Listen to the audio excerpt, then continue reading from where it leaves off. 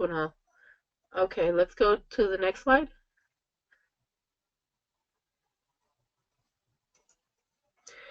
Yes, good afternoon, everybody. We would like to start with today's objectives, and one of them would be to relate the roles of effective care coordination to address access issues and service improvement for individuals with genetic conditions, and to discuss effective partnerships for patient family-centered care among the primary care physician, families, community partners, and various specialists caring for a patient within a patient and family-centered medical home model. Before we begin, we will have a poll. So, Kunal.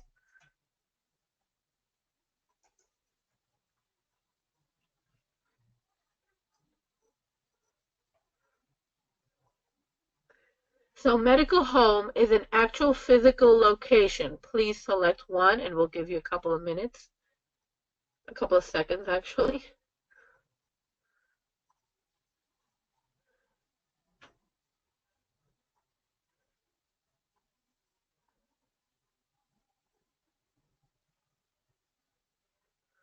Okay, and how many have voted? We have about 70% voted so far. Okay, so let's give them a few more seconds. Medical home is an actual physical location, and just select one, yes or no.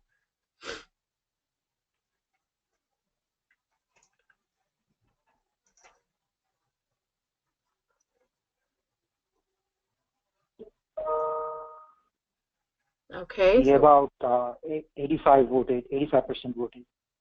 Okay, good.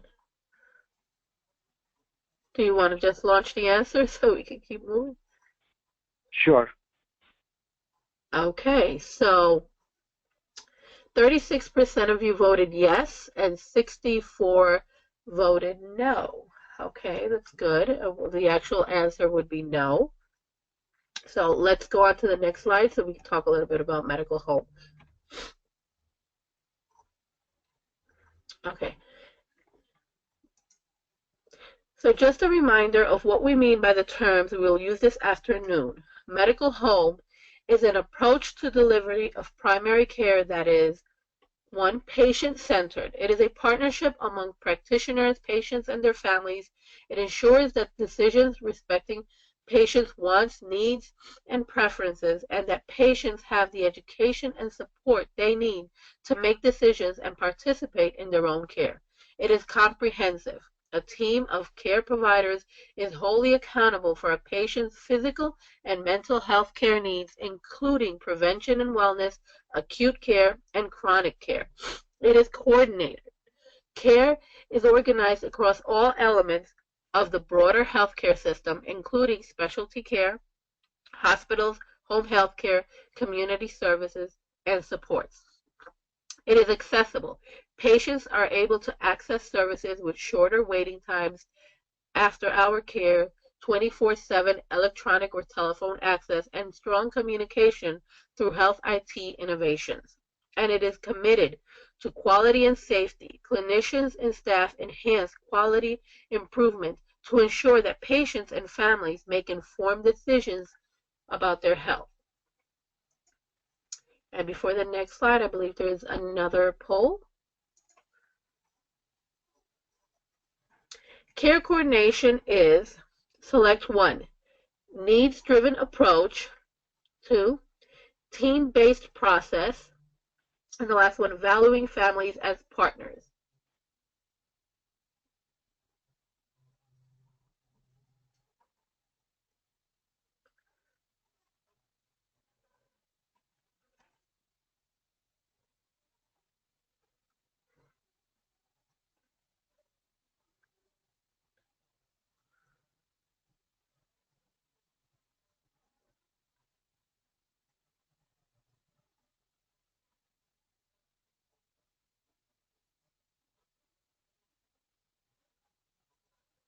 All right, 80% voted. Good. Okay. So just a few more seconds.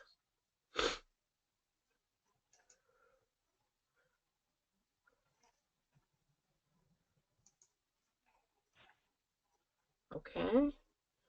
Okay, so 22% say it's a needs-driven approach, 44% say it's a team-based process, and 33% says it's valuing families as partners. Well, let's go on to the next slide to see what care coordination is. So it was actually kind of a trick question. It was all of the above. So care coordination is a needs-driven, team-based process that values families as essential partners. It's intended to integrate care among multiple service providers, enhance the caregiving ability of the family, and maximize the potential of the child. Next. I believe there's our last poll in my section, right? That's correct. Okay, all right. Now, I am comfortable working with culturally and linguistically diverse population. So choose one. Do you strongly agree, are you neutral, disagree, or strongly disagree?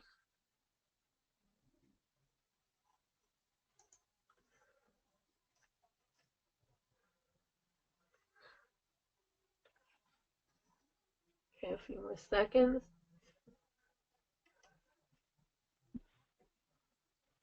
And 95% voted. Oh, awesome. So, all right, let's see the results.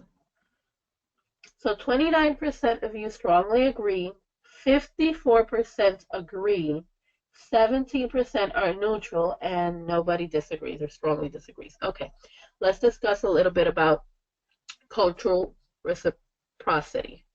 The next slide, Okay, so cultural reciprocity. Cultures have different ways of responding to relationships, parenting, conflict, and help-seeking behaviors. A culture can shape the status, relationships, and social behaviors with regard to conflict resolution. People communicate and process information differently. Do unto others as they would have them do unto them. And you can only practice cultural reciprocity if you listen with the heart, for the heart, and share your heart. And I would like to say here that sometimes it takes a while you're working with different families to finally make that click happen and get it. The more I work with diverse families, the more I learn about different aspects and how culture changes their perspective. Next.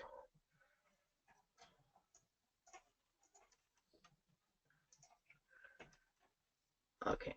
Cultural context of care coordination for diverse families. We have to think about their help-seeking behaviors, their trust of or lack of trust of professionals, sorry, their cultural experience with health promotion and prevention. And in this case, it could be even the lack of expectations or lack of expectations about services, their beliefs regarding the roles of family, and their fears of advocacy and retaliation or retribution. Cultural implications of independence and transition, and the perception of welcomeness. Now, diverse families have different ways of viewing things. It can be because of where they came from.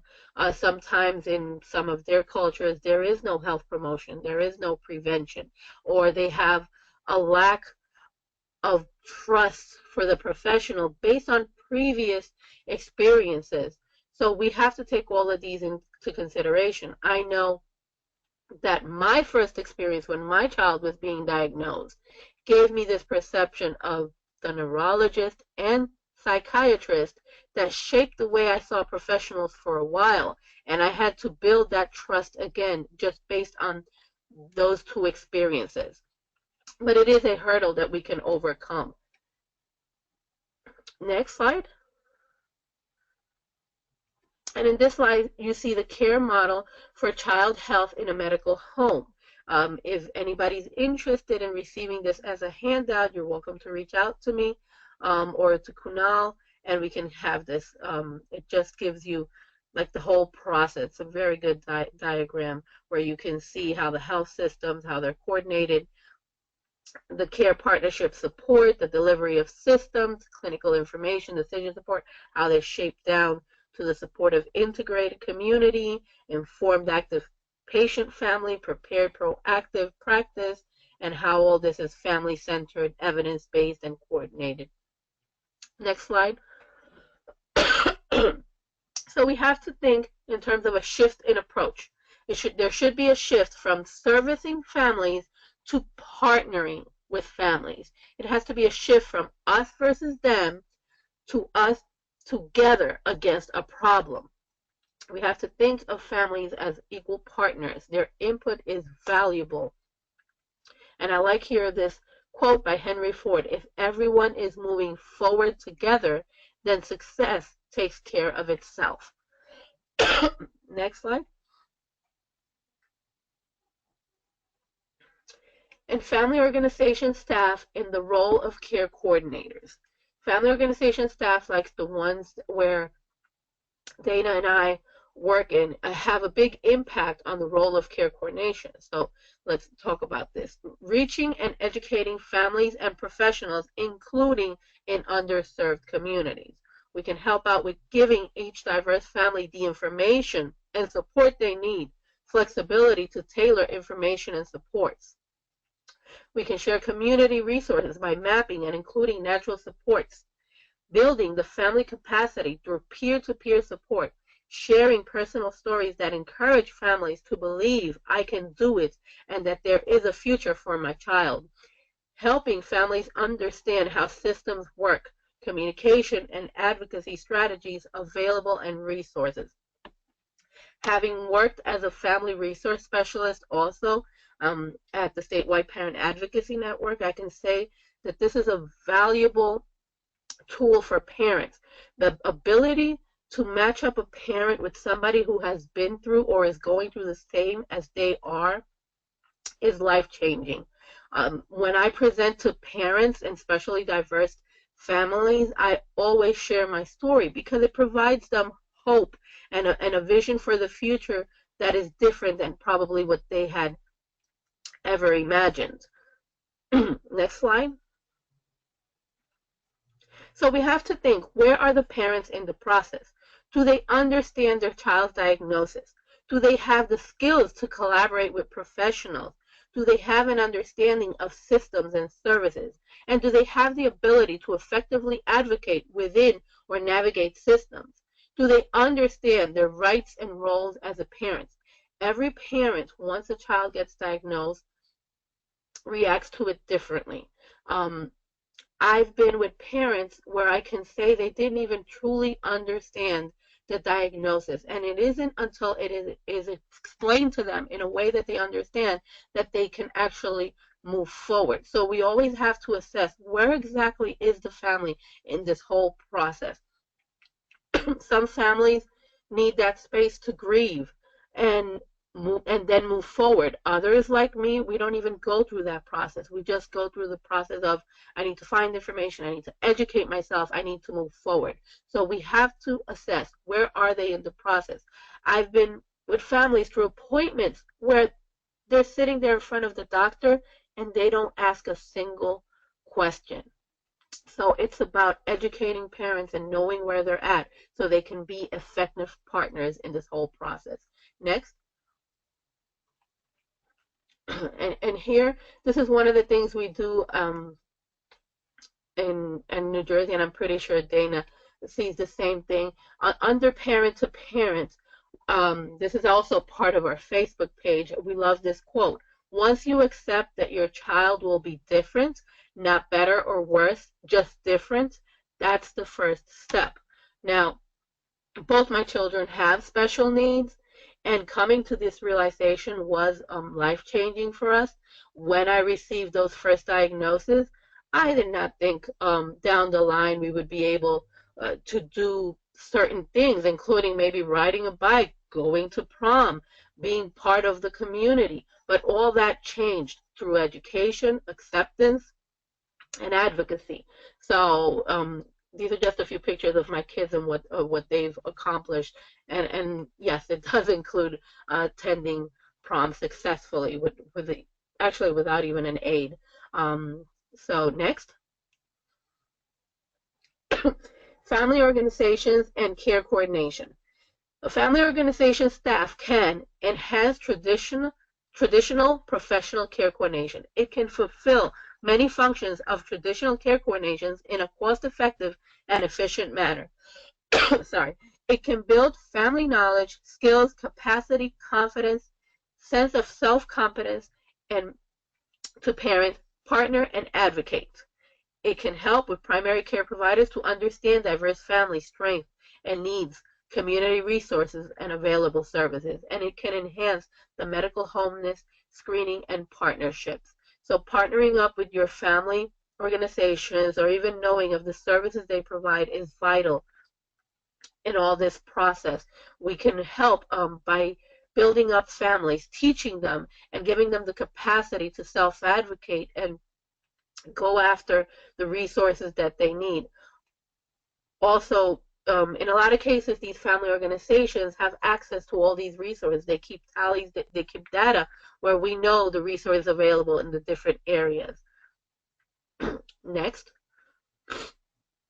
Okay, and now I'm going to leave Dana to finish the rest of the presentation. Thank you. Thanks, Brenda. Hi, everybody. As Kunal mentioned, I'm Dana Yarbrough. I just have to do a quick disclosure. I live in Richmond, Virginia now, but I grew up outside of Boston. So this means that I'm going to use words like y'all, and I'll drop my R's. So I might say like potty wicked hod. And I also speak really fast. So just as a quick disclosure, I also, like Brenda, I'm a parent. And so this presentation really strikes home for both of us because we are working with our care coordinators in our medical homes. You'll meet my daughter Brooke in some of the later slides, and you'll hear a little bit more about kind of what worked and didn't work for us along the journey. So I was going to pop up a survey question before this slide, but it really is a trick question. Is care coordination different for people with genetic conditions than it might be for people who might have a sensory impairment or a physical disability or something like a traumatic brain injury? There are basic tenets of care coordination. We saw that earlier slide. It's family-centered. It involves care planning. It uses an integrated team approach. It's culturally responsive. It assists with access to resources. It results in improved healthcare outcomes. So in essence, the answer could be no. It should be the same for everyone, regardless of diagnosis. Good care coordination is good care coordination for all. But what might change about the provision of care coordination is the level of impact that the disorder or the disease or disability has on the person. It might be because of the organizational setting for care coordination. It may be the number and types of professionals that are involved with the child. It could be the payer for health services might impact care coordination. It could be what the needs of the child and family are. And it might be the tools that are used for communicating up-to-date information. So in some ways, this answer could be yes, as care coordination could look very different for someone who just needs their test results accessible to 2 providers versus someone who might see 5 different healthcare professionals at least 4 times a year, has in-home nursing supports, and who may be transitioning home from a recent hospitalization. This is a chart that I ran across from a Mathematica resource that I think it kind of shows what I'm trying to articulate, the spectrum of low intensity to high intensity supports and the different services that may exist in many care coordination models. Next.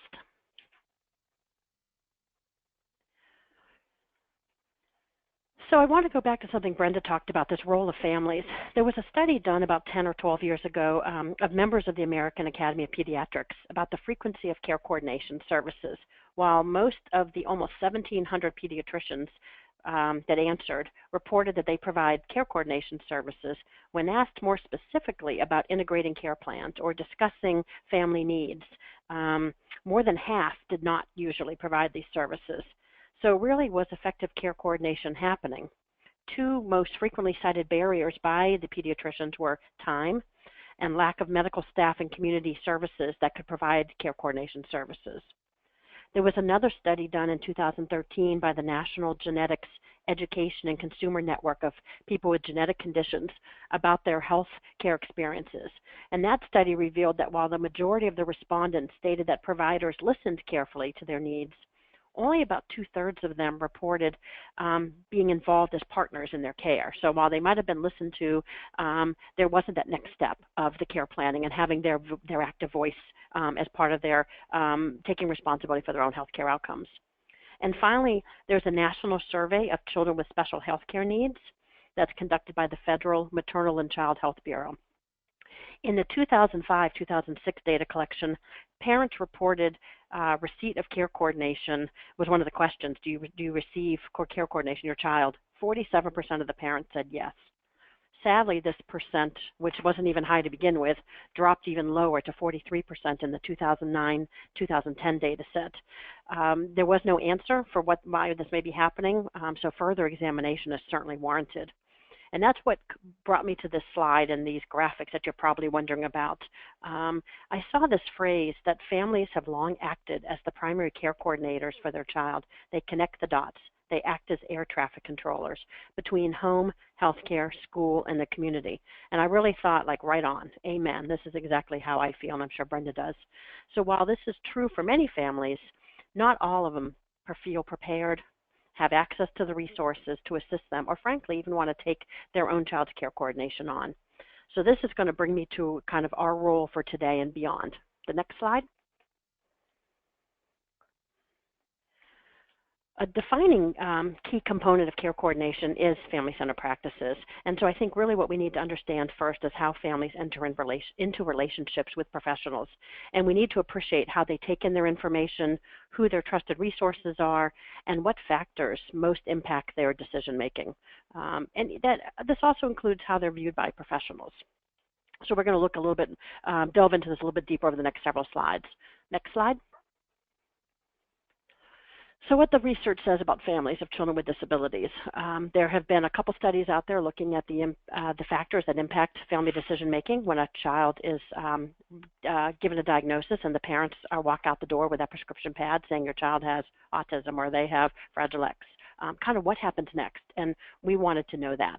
And so some researchers at my university, Virginia Commonwealth University, and some of the data that's already out there in the research studies that have been done, there's very few. There's a paucity of research in this area. But they tended to find similar findings, and that parents rely heavily on the internet and other parents of children to really know what's happening. They want to talk to someone who's walked in their shoes to really get the lay of the land of what they can expect. They often consult with family members and, typically a grandparent who will say, don't you remember Uncle Bobby? He acted the same way or he looked the same way. So sometimes that's when some of these conversations first begin to happen with their family about the pattern, family history.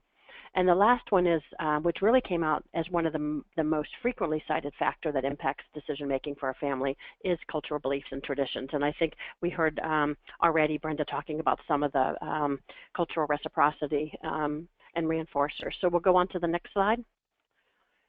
So, this got me wondering about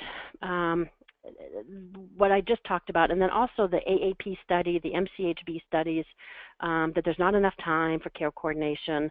How do we kind of marry these two? So we've got healthcare personnel who often are coming in pretty formal. They have a focus, a reason. They're looking at physical and intellectual development.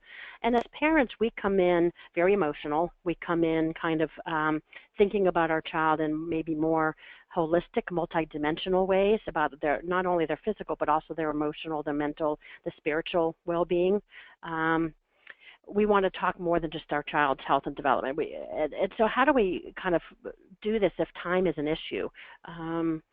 And do these differing outlooks set parents and providers on separate paths? Is this where we're getting that lack of satisfaction, not feeling like they are receiving care coordination, families? Does this lead to distrust or maybe even potential conflict in health outcomes?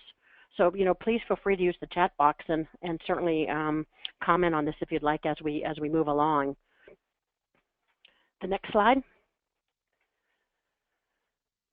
So I want to think also about how parents are viewed. And so the next couple slides just show often what we see in the literature and hear anecdotally when we are, as parent advocates, attending meetings with healthcare professionals.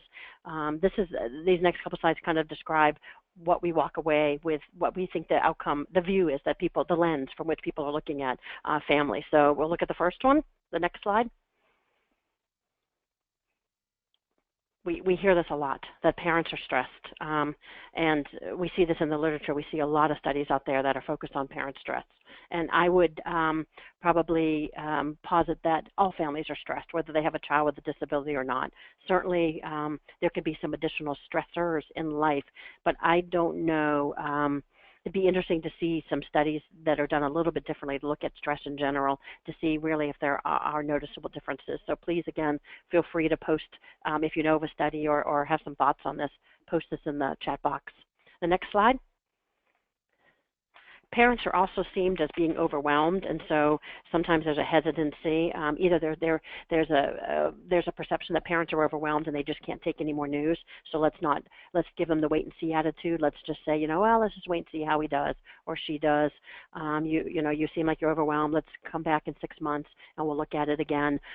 Sometimes they think parents are overwhelmed and may not be able to make their own appointments or make the next connections that they need to make in their child's health interventions or therapies.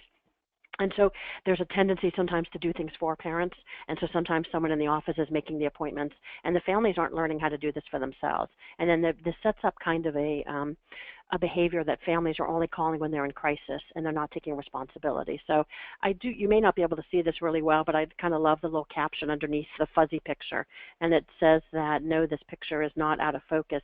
Her life is really a blur. There's just too much to juggle. The next slide. Parents are also seen, there's a lot of pity. Sometimes people pity us and thinking, wow, this child may have significant and multiple physical and intellectual and sensory and other disabilities, and that's not what we want. We don't want to come up from a place of pity. We want people to kind of know the difference between empathy and compassion versus pity. So you could take a moment or just to kind of see what we mean by the difference here. And how sometimes we're viewed, and this sometimes is where we see sometimes that parents are viewed as being in denial also. Okay, the next slide. So we would ask that you reframe your lens, and instead of thinking about what we just saw in those last few slides, let's look at the next couple ways of how you can view parents. The first one is, the next slide, resilient. And so think of us as having hope, of us really understanding that we may not have been given a book when our child was diagnosed with a particular disorder or disability that says, here's everything you need to know about XYZ. But boy, we're pretty resilient.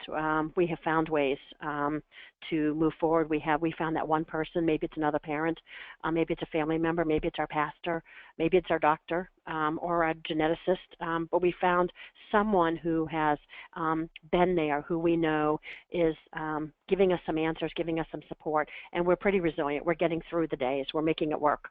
The next slide. We're also savvy. As I was just saying, sometimes we've been able to find that one connection that gets us the information. Geez, we know how to use the internet. We can look up, you can bring up autism or Fragile X or cerebral palsy, and you'll see hundreds of thousands of hits for the website. And so we know how to get out and find information. Now, culling through it all and making appropriate kind of decisions about what we read is a different matter. But we're pretty savvy. We know some of those, we find those underground networks of parents and information that we sometimes need. The next slide. We also want you to view us as having a voice. Sometimes we're quiet in appointments. Sometimes it's because, again, as we saw in some of those earlier surveys, research studies, that time is an issue. And so having a 10 to 15-minute time block with the pediatrician or the geneticist, whoever we're meeting with, can sometimes be intimidating for us to get all of our questions out and answered during that time block when we clearly can see that the person's fairly rushed in coming in and getting back out the door to the next patient in the next room. But we have a voice, and so we want to speak up and talk. And so we have to find those avenues through effective care coordination on how we can get that information out that we want and those questions answered that we have, so we know where we're going next. The next slide. And, we also were part of a neighborhood. And so we saw the slide early on about the definition of a medical home. But I love what we're doing in Virginia. We're really looking at the medical neighborhood. And it's this pilot of this concept of medical neighborhood where a medical home providing care coordination would be identified by the family within the medical neighborhood. So for my daughter, Brooke, who was born 3.5 months premature and has a number of pretty significant disabilities, it made more sense as she got older for us to identify her medical home as her neurologist, who was the provider that knew the most about disabilities, interventions, and resources. So early on, it was her pediatrician when she was a baby and was still spent much of the time in the hospital the first 3 years of life. And so it made sense for the pediatrician who was part of that hospital system to be her medical home. We then switched over to a different pediatrician when ours retired, and he happened to have been a doctor who had a child with Down syndrome. And so we got really lucky that he understood special education and the individualized education programming, the IEPs, and was willing to come to IEP meetings or talk on the phone during the IEP meeting, and that was a bonus. And so we saw a different kind of care coordination, a level of service when we were with his practice. And then he moved back into a different type of medicine, and we had to once again look for a new provider, and we ended up with a family practitioner. And the family practitioner can be with Brooke as she ages into that transition period of 18 to older, kind of looking at adult services. We didn't want to have to try to find another pediatrician and then a few years later look for an adult doctor. So we made the decision when she was about 11 years old to move to a family practitioner. And they're great, but they don't know disabilities. They don't see as many kids with disabilities. They don't have many adults in their practice with disabilities. And so one of the drawbacks has been we weren't really getting the level of care coordination we had seen the first decade of her life. And so her neurologist, who she had had since she was 2 years old, became uber important. He just, he really did. He was the one we talked over everything with. We made the most of those 15 minutes with him. We got to know not only what were the resources and therapists and the durable medical equipment needs, what were those things that kind of he would recommend or knew of as resources in the community, but also we got to spend some time getting to know him better. And why did he want my daughter to have a stomach feeding tube? Why did he want her to not have the vagal nerve stimulator to help with seizure control? Why was he really set on using pills, medication, and not being being kind of conservative in that approach? And so we spent some time just understanding more about who he was and who we were and our goals for Brooke and his goals for Brooke. And that was it's been such a great medical home. But her medical neighborhood is more than just her neurologist and her family practitioner. It's also the school nurse. It's the ophthalmologist. It's her neurosurgeon. It's her orthopedist. It's the pharmacy where we get all of her seizure pills. It's the case manager at our local community disability services agency. And it's even the durable medical provider who provides her walkers and wheelchairs. They're all part of that neighborhood with whom the neurologist communicates. The next slide. And so when you look at this, and you can, again, use the chat box to type in some comments, what do you see when you look at this? You see the fishbowl, the house, the tree, the iceberg, and the onion. So what are some things that kind of come to mind when you see this? So we'll just give you a moment to type in a couple thoughts in the chat box, some phrases, some words that come to mind. Just a quick note, you'll see a box that reads questions.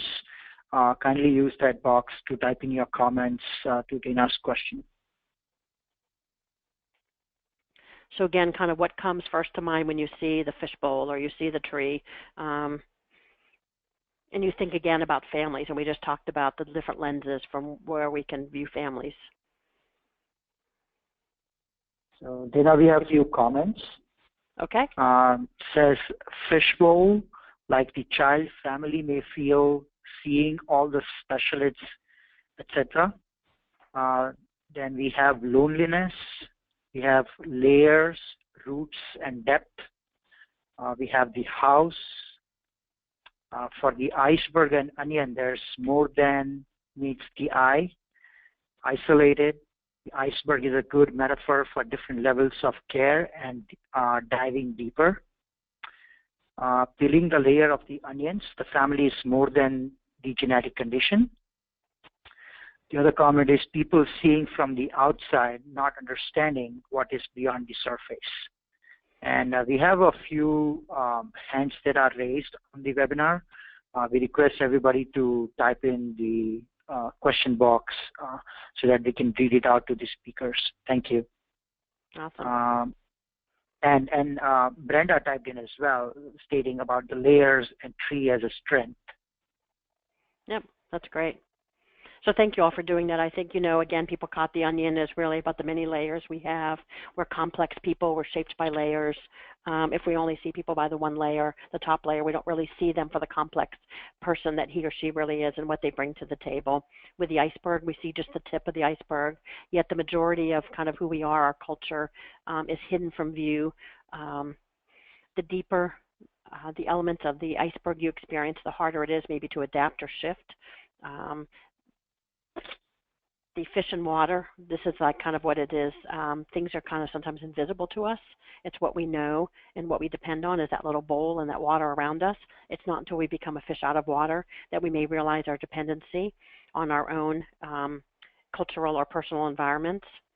We need to kind of discover our own oceans and understand the influences those have. With the lenses, I didn't put the lens on there. With a house, we see kind of a house can be a refuge. Often people see it as a place of comfort, and sometimes there's discomfort when you move beyond your house. There's also kind of clear boundaries that delineate a house from the rest of the world. Kind of who. So this can also be seen as kind of when you're part of a group or not. And then the tree, I think Brenda mentioned that it has deep roots. There are different branches, but we all come from the same roots. We can be ever changing and growing. So thank you for that. We'll move on to the next slide. They have one more comment. The tree, it affects the whole family. Yes, yes. So please, as you think about what we just talked about, I hope that reinforces the previous slides about that we're very complex. We're made up of lots of layers. So what you might see very briefly on the outside may not actually be at all who we are on the inside. So finding that time to build those relationships with the families that you're going to see or support, we know it's a challenge. We saw that from the studies. We know it's the reality of payers, health plan payers, that sometimes time is valuable and you don't have enough time. But we've got to figure out those ways of having those conversations with people so we get to know those deep layers on both sides, not only from the parent, but we as parents want to know who you are and what your goals are, where you're coming from. So this happens to be my daughter, Brooke. There's a picture of her when she was in the NICU, and then there she was several years ago graduating from school, and it has been a journey filled with the good, the bad, and the ugly along the way, but she continues to amaze us every day and will continue to amaze us for the rest of her life. So before we go to the next slide, we're going to throw up one quick poll. I think it will be our last poll for the day. It's our fourth poll.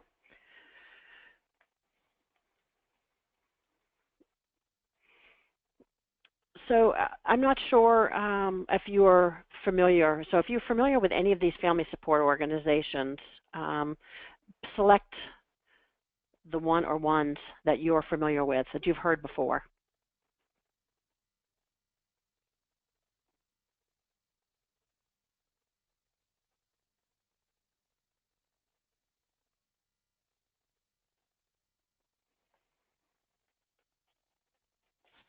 Yes, we just realized. Please select the one that you most identify with or are aware about.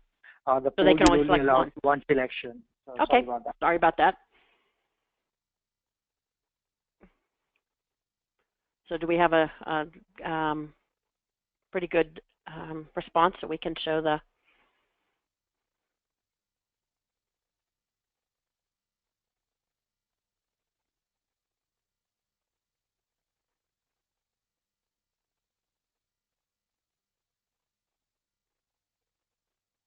Great. So we have people on the phone that are familiar with parent-to-parent support, and then some with the family voices. The last one is the parent training centers, and so those are typically funded by the U.S. Department of Education around family professional partnerships in the education and special education realm. And so, but many of our parent-to-parent organizations fall within the PTIs. And so I think in Span, New Jersey, where Brenda is, that's a great example. They happen to be an organization that has all three of those organizations under one. So the PTI is the umbrella organization where they have parent-to-parent, family voices, and a number of others.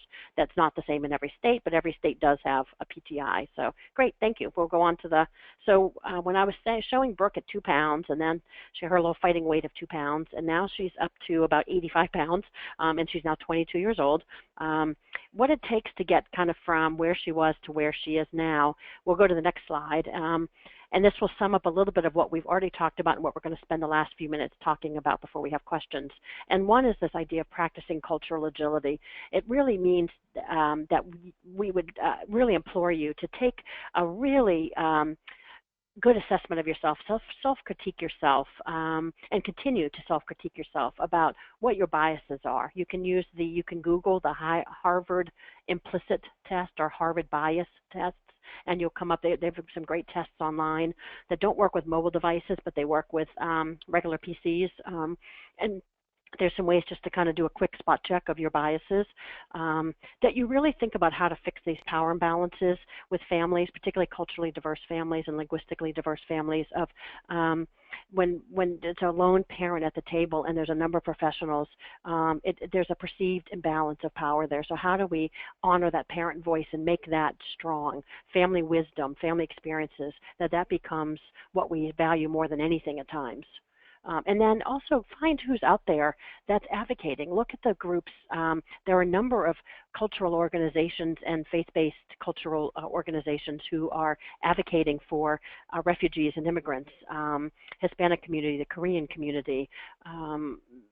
Look at who they are and make a commitment to go meet one of them. Find out more about what they do, just so you know who those resources are in the community. The other is this idea of high expectations. Not only should you have high expectations, but we really want you to promote that in the families that you're working with, is that we don't know what the future looks like. So many things have changed in our world every year, every day, that we never know what the future is going to hold. All the things that were said about Brooke not being able to walk, talk, would have to live in an institution, would never work, and many of those things have never panned out. And in fact, she has gone on to do things that weren't ever imagined, and some of the possibilities of her being able to go to college even have opened up because of changes in legislation over the last 2 decades. So please, we always want to promote that the future, we have no idea what it holds, so let's have those high expectations. We want to be using person-centered practices, and I'll show you a couple examples, but it's really, again, in that care planning, how do you keep that person and their family in the middle, that it's about them and their goals and all of the pieces around their lives, that 360-degree view of their lives, and really getting to know the person. And then, again, we saw in that early slide about what factors impact family decision-making, and one of the top factors is parent-to-parent support. So you can go to p2pusa.org or familyvoices.org, and you'll get a list of the 38 or 9 state parent-to-parent programs, and there's a list of all the 50 state family-to-family health information centers. Next slide. So I wanted to just pick out, with the cultural agility, I just wanted to briefly mention a best practice, and that's cultural, as part of the cultural planning. These are things that an organization could do, because it's more than just translating information into Spanish and handing a brochure to someone, because direct word translation or direct word interpretation still has so many nuances and messages that get lost. And so we need to be thinking about language access plans and how we promote advocacy within the community.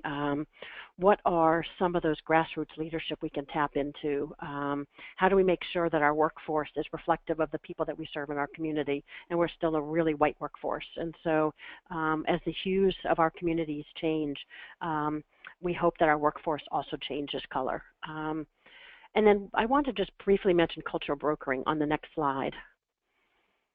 we use cultural brokering, and there's a lot of research out there that's particularly in the healthcare realm around the use of cultural brokers. And we actually use parents as cultural brokers, although in some of the healthcare literature, they're not necessarily parents. But they are there to provide parent-to-parent support. They connect with different cultural organizations, faith-based group, refugee services, and find ways that we can partner. We want the families to know what they're entitled to in our state and in our country and how to access those supports and services. So sometimes we've held meet and greets with the organization where we bring in interpreters, food, a speaker on a topic, and we have conversations about assimilation and about Western culture. And so this idea of a cultural broker may be something you'd like to explore as part of really good care coordination. Next slide.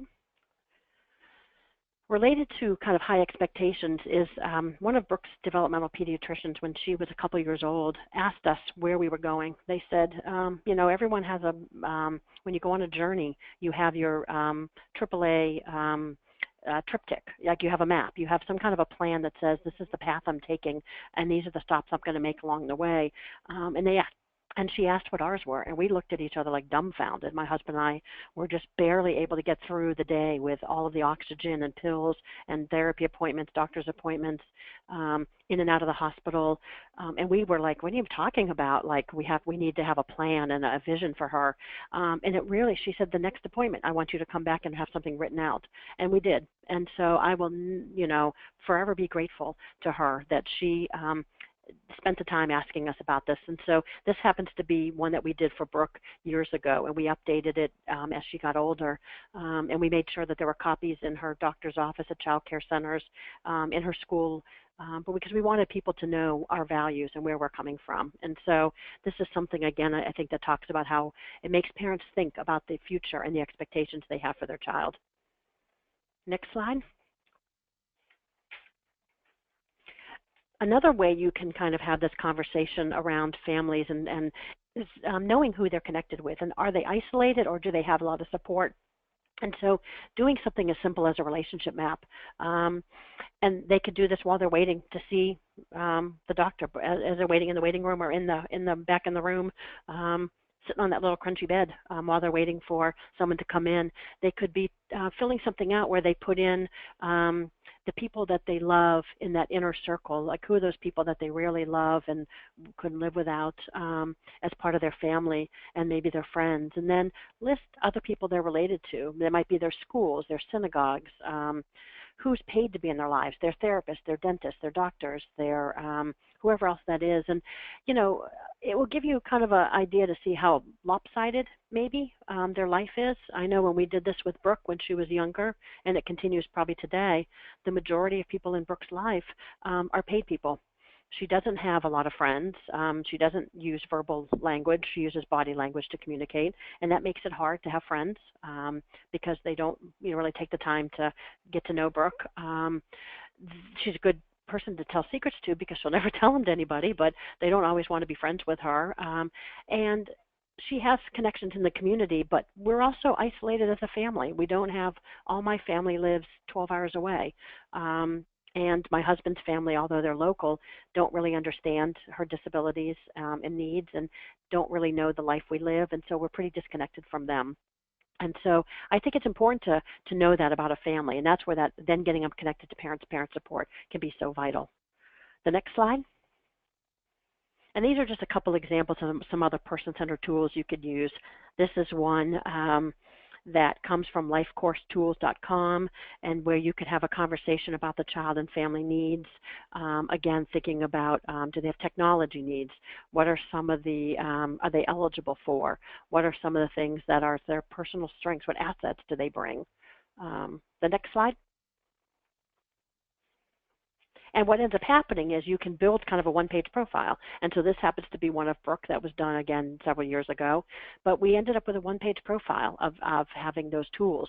And so we can talk about her strengths. We can talk about what people use as words to describe her. what her favorite things are, what's her worst possible day, what's a really ideal or good day, what can people do to support her, what are the things, what are her fears, what are her nightmares. And so this, again, is something really helpful for parents. It helps parents with their expectations of their child and helps them kind of know their life course. It also is something good for the professionals who are involved to be able to know, again, if they have a lot of people supporting them in their lives, how this information gets communicated among the different providers in their medical home or medical neighborhood. Next slide. Here's just a couple sample resources and kind of reports that we don't know if maybe you'll find helpful. Some of them, there's some different toolkits. There's a great care coordination report that just came out in April. That if you have not looked at from NCC, it was published. There's some great information and recommendations in there about moving forward with care coordination. There really isn't a universally adopted definition. We highlighted one on an earlier slide that we love that came from one of the regional genetics coalitions, but take a look at that report. There are some other materials on here for how you can do care plans and some different templates. Reach out to your state Title V offices and your departments of health. They have some great programming for children with special health care needs, and you'll get to learn more about kind of what each state does. Each state's a little different, so don't forget that they're a wonderful resource in your state. And there's some different care coordination curriculum, some things around evaluating care coordination at the other some of these others. So Kunal, I'm not sure if they can download this PowerPoint or whether they can get this as a, whether they need to take snapshots of this before, if we move on to the thank you slide. We can send the PDF handout to the attendees. Great. So that's going to do it. We have about 5 minutes left, I think, for questions or comments, and any closing comments from Kunal. I just wanted to thank Dana and Brenda for some wonderful insights and sharing your stories, giving a first-hand experience of what care coordination actually means for families. So really appreciate your time, and thank you for presenting this webinar. We have time for a few questions, so if you want to type in the question box. While we wait for more questions, I actually was thinking about what would care coordination mean or look in some non-English speaking population. I know that Brenda works with Spanish speaking population. So Brenda, would you like to comment on that? And I also know, Dana, you work with underserved population as well. So if you could comment on this topic.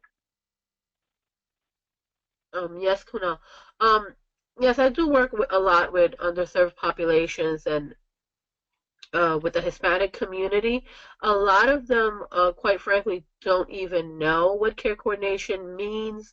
So it's something that has to be explained to them. They have to be walked through the process. But like Dana explained, a lot of times, you know, we have to teach them, but at some point we have to let go so they can do all this for themselves. But they do need that initial, probably hand-holding, for lack of a better word, where they are guided through the process and understand what the different professionals, the different services that are out there for them, and navigating the systems, because sometimes it can be overwhelming, especially if you don't understand the language and you don't know exactly where to go, and when you have other barriers like transportation or access to internet. Those are all factors that we do have to take into consideration. And I would just quickly add that anecdotally, we work with a lot of refugees in Northern Virginia, and we use cultural brokers on staff. And what we're hearing from families is that when they're coming from a country as a refugee or political asylee, they don't want to be here. They want to be in their home countries, and for lots of reasons, they can't stay there, and so they've come over to the U.S. And so we really have to kind of start where families are, and I think they may not be ready for some of the conversations that need to take place. I'm not, you know, they have to get comfortable with having services that might be entitlement services that they've not been entitled to. They may not they may have spiritual and holistic views for treating things and not looking at some of the approaches that we use. And so I think care coordination maybe moves at a different pace, I might say, getting to know that family and, again, where they're coming from. And we had a family who thought that when they were trying to refer them for more family support and get them connected to, the doctor was trying to get them screened so they would be eligible for a particular Medicaid program. And the family, what they walked away with was thinking that they were trying to take their children away and saying that they were not good parents. And so I think it was a misunderstanding. And again, it comes back to that: how do we interpret and translate information into a way that makes sense for them? But just know that people are going to, some of our beliefs may not at all resonate well with them. And so you need to spend some time getting to know who they are and their cultural beliefs. We have a few questions. So first one is, did you find that there were many financial barriers that you felt were considerable in receiving care coordination? I believe that question is for Dana. You know, it's interesting. In the different studies that I was looking at in preparation for today, that did not come up with in that particular AAP study.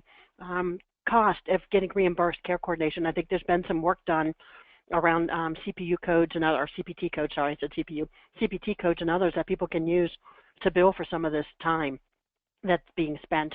And so, although I think what we were hearing, and I think we have heard that some health payers may not be covering some of the cost, there have been pediatricians have found ways to use the code. I think what they're finding is even if they have the code, they still are under the gun, under the clock at their office for seeing so many people in so much time that they still don't have the time to do it. So I didn't see it, but I think others may have a certainly different view who are out there in the world trying to get reimbursed for care coordination.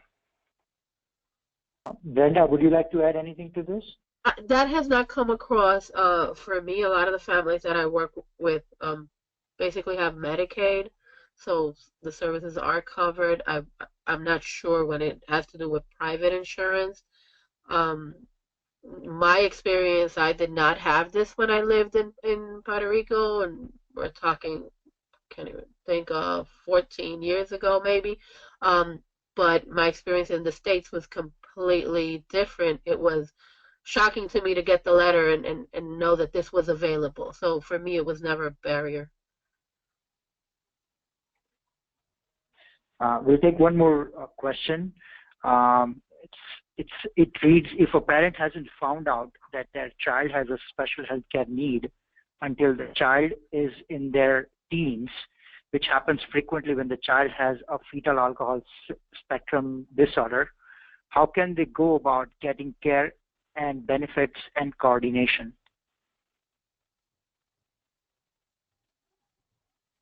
That's a great one. Great question. We see that also with autism, that we have a lot of people that are being identified with autism as teenagers. And, you know, I would say it's pretty similar. I'm not quite sure. We probably need a little more time to kind of delve further into your question. I would say that we would certainly, the second that there is an actual diagnosis, getting them connected to a parent organization pretty quickly will be, I would think, one of the best resources, so they can find out what they're eligible for, which resources that they're eligible for. I think we heard that with in Virginia at a recent appointment, that a lot of teens getting diagnosed with a mental health diagnosis or others were not, the doctors didn't know who the adult resources were or teenage resources. And so, and we'd love to have the doctor's offices know about everything in the community, but that's what those parent organizations are really there for. So, you know, I would think they'd be a kind of a frontline group that could help sort some of that out. I agree, and I've had hands-on experience with this. I've had two cases where a child was diagnosed with autism, one at 17, the other one at 13. So it has been difficult for the families in the sense that they have to now maneuver and navigate a system that they were not familiar with, and also be mindful of the whole transition planning that they're going through. Parents go through different emotions, so connecting with the Parent Training Information Center is helpful, with different parent support groups in the area.